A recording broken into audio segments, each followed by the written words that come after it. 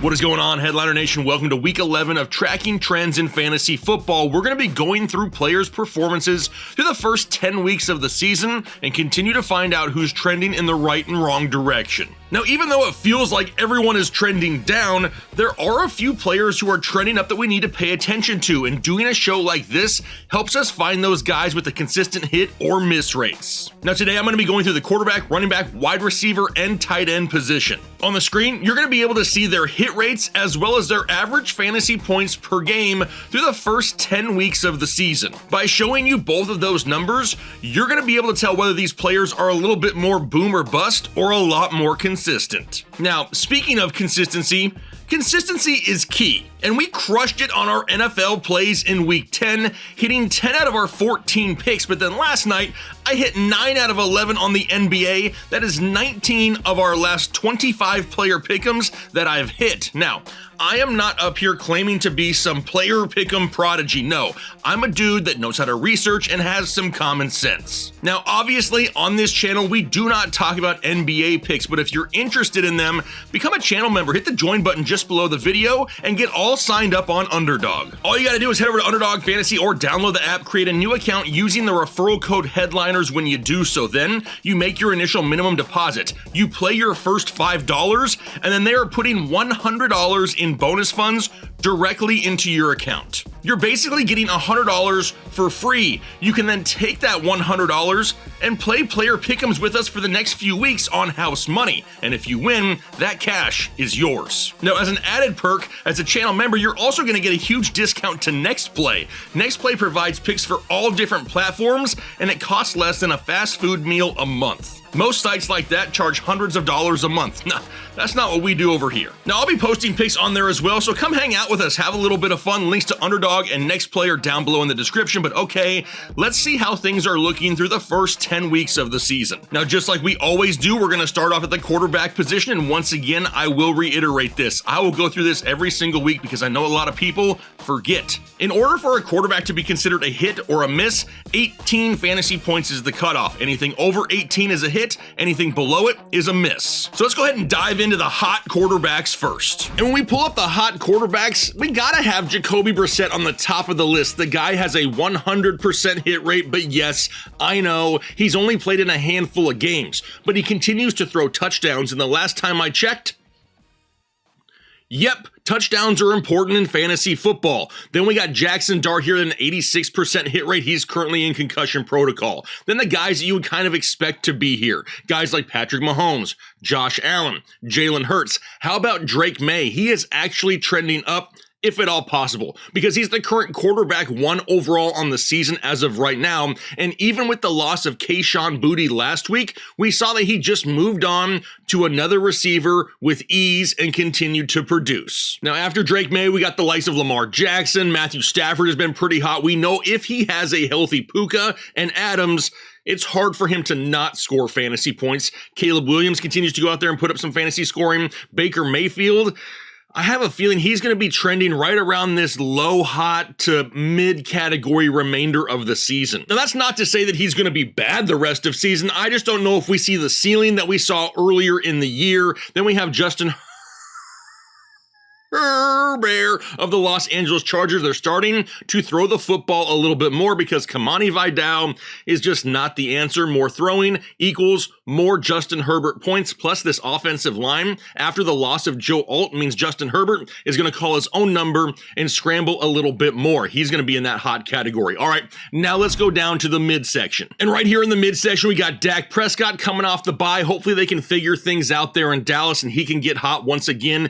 Daniel Jones kind of been one of those 50-50 guys, but even in his bad games, they're not that bad. They're like 16, 17 fantasy points, so not bad at all. Bo Nix, he is trending down as of right now, and it's just so weird how inconsistent this offense can be in Denver from week to week. Bo Nix is the only quarterback in the NFL to have 4 games of at least 21 fantasy points and 4 games with less than 13.5. It's really somewhat a 50-50 shot if he's going to perform. That's why he's in the mid category. Alongside Mac Jones, Joe Flacco, obviously he has been trending up. News has come out that Joe Burrow is not off the IR, but he's able to practice, so his return is getting closer. Otherwise, I would probably say Flacco is still trending up. But if he may not even have the job rest of season, it's a little bit hard. You know what I mean? How about we got J.J. McCarthy next, really a 50-50 shot, not a high volume passing offense with J.J. McCarthy. Then we got Justin Fields, you know he's trending down. They're tanking there in New York, and now Garrett Wilson is going to be out for a few weeks. Nothing is lining up well for Justin Fields. Tyler Shuck there in New Orleans, he's a 50-50 shot. Jared Goff, he is trending up as of right now, though. He's starting to throw the ball more and more downfield each week. His fantasy points per game number has increased now for 3 straight games. And I would not be surprised if we start to see Jared Goff trend up this list. Trevor Lawrence, more of a 50-50 shot, but then we get down to the cold section. We got the likes of C.J. Stroud, not a huge surprise there. Marcus Mariota, Michael Penix, Jordan Love. A lot of people are pissed off at Jordan Love, and I really don't understand why. Why were his expectations so high? Why were so many people reliant on Jordan Love? It's not like anything is new or different in Green Bay. Yeah, they added Matthew Golden and they didn't use him. They hardly ever use a lot of their stud wide receivers. The guy's going to be in the cold category majority of the year because Josh Jacobs soaks up so many touchdowns in that offense. Then we got Sam Darnold. We always talk about Sam Darnold because this one is a little bit misleading. You can see he's averaging 16.5 fantasy points, but has a 33% hit rate, but his games are all right there. He's not going to go over 20, 25 points very often, but he's not going to go under 16 very often either. Then we got Geno Smith, Tua Tagovailoa, Aaron Rodgers, Bryce Young, Dylan Gabriel, and Cam Ward to close out the quarterback section. Which means now we can head over to running backs, and the cutoff for a running back to be a hit or a miss is 10 fantasy points. Anything over is a hit, anything under is a miss. Because let's be honest, if all of your fantasy players are scoring double digits, more than likely you're winning more than you're losing. But at the top of the hot list for running backs is the only running back with a 100% hit rate. It's Devon Achane of the Miami Dolphins. He has had at least 10 fantasy points in every single game this season, and he is the only one. After him, guys we would expect: Jonathan Taylor, Christian McCaffrey, Josh Jacobs. Full disclosure, Josh Jacobs would be at 100% as well, but one of his games he scored 9.9 fantasy points, missed it by that much. Then we got DeAndre Swift, who I think is currently trending up as of right now. He came back off of injury, went right back to his lead role, despite Kyle Monangai playing pretty freaking well while Swift was out, and he still came in and scored 12 fantasy points. He's up to the RB 15 overall on the season, and he's even missed a game and had his bye week already. I think DeAndre Swift is definitely trending up. Then we got guys that we kind of expect somewhat. Jaylen Warren, love to see him still in the hot section. He is playing great football. Arthur Smith just needs to continue to give him more and more touches. Honestly, he's not only just the most consistent weapon in this offense, but watching him play, he's probably the best one as well. Then we got guys like Jahmyr Gibbs, Bijan Robinson, James Cook, Javonte Williams, who continues to play good football. Kyren Williams, he is trending up as of right now.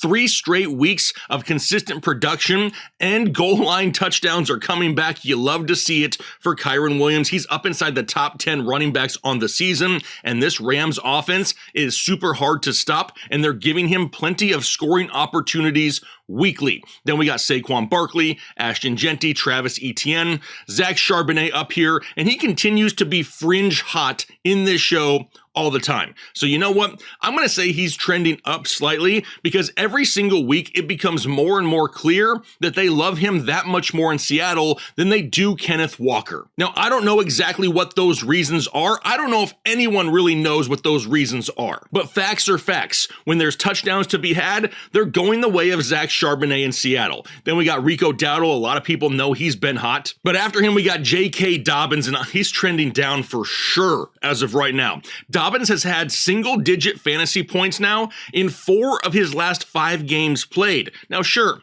there were some tough matchups in there, but with the emergence of R.J. Harvey and how this Denver defense continues to fall behind early, really not allowing them to run the ball consistently, J.K. Dobbins for sure has taken a hit, and he's trending the wrong direction. And then we round out the hot section with Aaron Jones. Now, obviously, he hasn't played the entire season, but when he has been on the field, he's been fairly consistent. consistent. All right, now let's move down to the midsection for the running back position. At the top of the list, we got Breece Hall. Really, all they have right now in New York is Breece Hall. Garrett Wilson's going to be injured, so Breece Hall going to get all kinds of volume. Then we get Derrick Henry. Hopefully he can make that late second half run in the cold months. Same with Quinshon Judkins. He did not miss any games due to injury. Thankfully, obviously started off a little bit slower, but we're looking for him to bounce back for sure second half of the season. Kamani Vidal, he's going to be that 50-50 guy. He's going to score you 15, he's going to score you 5, and really not much else. Then we got Chase Brown, who continues to trend up with Joe Flacco under center.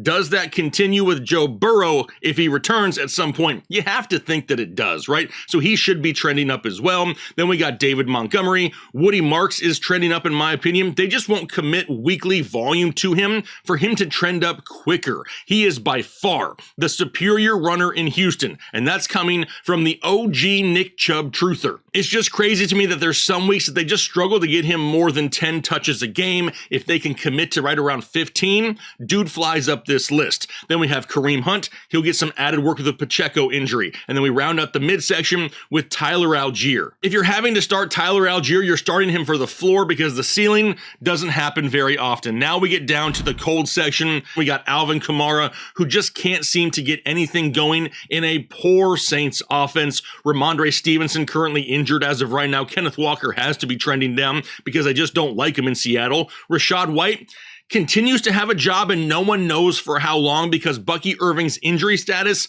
is an absolute mystery at this point. Then we go down to Jordan Mason, who basically lost his job to Aaron Jones as soon as he returned. RJ Harvey, I would like to say he is trending up. But right now, with the inconsistencies in the Denver offense, it's really hard to trust him. He is finding the end zone more frequently, but he's just not getting enough volume. Then Travion Henderson, he's trending up in my opinion as well. And I'm hoping that the play that we have seen during this Ramondre Stevenson injury will be enough to get him more of a lead back role once Stevenson returns. I don't have that warm fuzzy, but at least we're getting some production at some point in the 2025 season from Travion Henderson. Then we got Chuba Hubbard down here alongside Isaiah Pacheco and Tony Pollard. Kyle Monangai still down here in the cold section because it looks like he's not going to be able to keep a 50-50 split in that backfield. Ja'Cory Krosky Merritt. Bill ain't done crap almost all year long. Tajay Spears, Zonovan Bam Knight, Brian Robinson Jr., Tyrone Tracy can't get anything in New York. Maybe that changes after they've fired Brian Dable. We'll have to wait and see with that. And then Nick Chubb here to round out the cold running backs. Which means now we head over to the wide receiver position. Same cutoff for wide receivers, 10 fantasy points at the top of the list. We have 3 wide receivers with a 100% hit rate.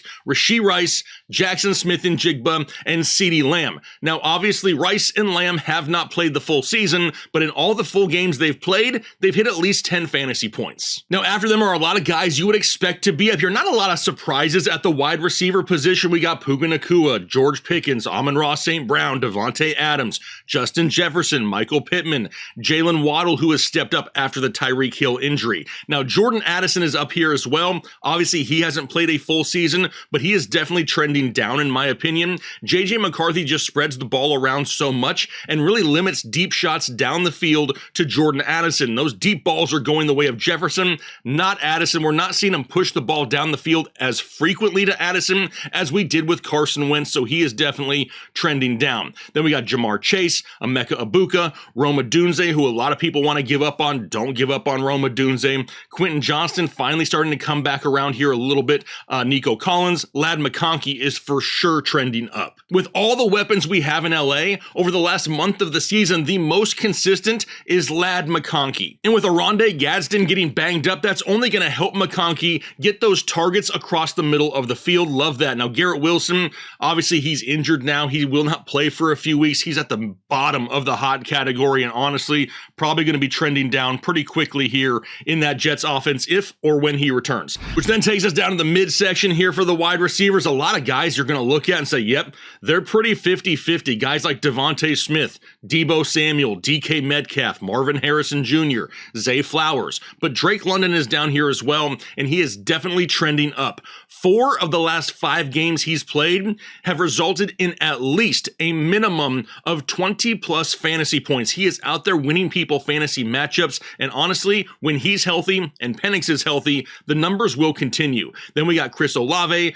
Cortland Sutton, he's trending down as of right now. He continues to lose targets to Troy Franklin each week, and that sucks. Then we got Stephon Diggs, Tez Johnson, Torrey Horton. T. Higgins could be trending up second half of the season with Joe Flacco and then Joe Burrow. Then we got Romeo Doubs, Jameson Williams, also guys who are 50-50. So now let's move down to the cold section, and boy, oh boy, are there a lot of cold wide receivers right now. Keenan Allen here at the top of the list. He has become the third wheel in this offense, and he's had 3 straight games now with single-digit fantasy points. That's not ideal. Then we get Troy Franklin down here, who's got great volume, right? They're giving him a ton of targets each week, but a lot of them aren't catchable, and he's really reliant on touchdowns as of right now. Teteroa McMillan, that Carolina passing offense is going the wrong direction for sure. How about Alec Pierce, though? He is definitely trending up. He may be, and I said this earlier in the week, the #1 receiver in the NFL when it comes to ability to bringing in a 50-50 deep ball. Now, I hate that is how he is reliant on his fantasy points.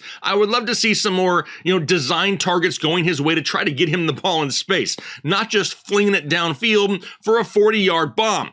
But the 40-yard bombs are happening pretty consistently, and he is moving up this list quickly. Then we got A.J. Brown, who's been cold most of the season, Juwan Jennings, Khalil Shakir. Parker Washington is still trending up in my opinion. His role will remain with Jacoby Myers. The more important thing to pay attention to in Jacksonville is the health of Brian Thomas Jr. When he returns, we probably take a little bit of a hit to Parker Washington. If he remains out, Washington's role remains. Then we got guys like Josh Downs, Wan'Dale Robinson, who's got a great floor. He's averaging 10 fantasy points per game, 9.9, but a hit rate of only 30%. So he's averaging right around that 9 to 10 point range. Then we got Rashid Shaheed. His role, probably not going to be overly huge in Seattle. He's a luxury in that offense as of right now. Then we got Calvin Austin, Cooper Kupp, Trey Tucker, DJ Moore, Keon Coleman, Kendrick Bourne, Alec Eomanor, Demario Douglas, Mac Hollins. A lot of guys that you would really expect to be down here. Xavier Worthy, Calvin Ridley, who's still injured,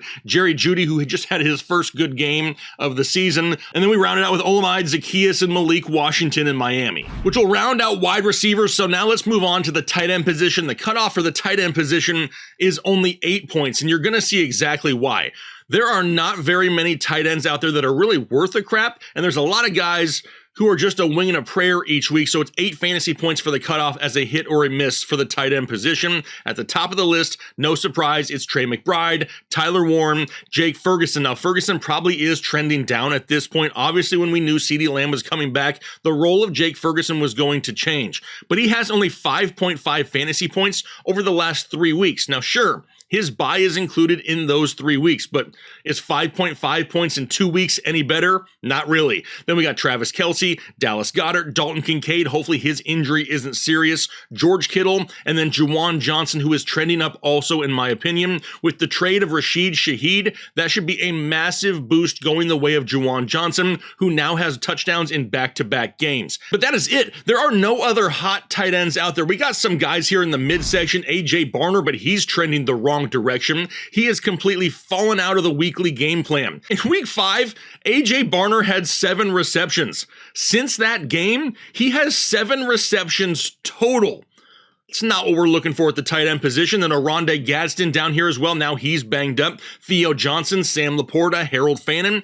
Dalton Schultz in the midsection is trending up. He has officially made it to QB Binky status in Houston. He has 32 targets over the last 4 games, and he is the #1 check down option in the Houston offense. He could trend up here pretty quickly. Then we got guys like Zach Ertz, really not the same with Jaden Daniels as it is with Marcus Mariota, and then Kyle Pitts remains a little bit more boomer bust because everything is going the way of Drake London. But then we get to the cold section, and there's a ton of guys there. We got David Njoku, Noah Fant, Brock Bowers. Now, Brock Bowers should be trending up, obviously, But what the hell was that last week? He comes back his first week back and puts up like a 50 bomb. Then he comes back last week and isn't really a part of the offense. I would like to say that he will fly up this list, but if we can just get him up into the midsection, I would probably be happy at this point. Then we got Cade Otton. He's trending up slightly. Obviously with the injuries to Chris Godwin and Mike Evans, he's going to see weekly volume. Then Mason Taylor, Hunter Henry, Tyler Higbee, Mark Andrews, no surprise with these guys, followed by Pat Freiermuth, TJ Hawkinson, Jonnu Smith, Colston Loveland, Evan Ingram, and Chiga Okonkwo. So really there's not a lot at the tight end position when you can look at it and be like, these guys are hot, which is pretty typical for the tight end position. We've been spoiled to start the year here in 2025 because there have been a lot of tight ends that have produced pretty frequently. But as the season goes on, the cream rises to the top and some of these guys just fall into oblivion. All right, so there you have your trending players through 10 weeks of the NFL season. Who out there is saving your year? Who out there is totally tanking your fantasy football team? Leave me those comments down below in the comment section. Let's see if we can identify some trends with people suffering from the same players.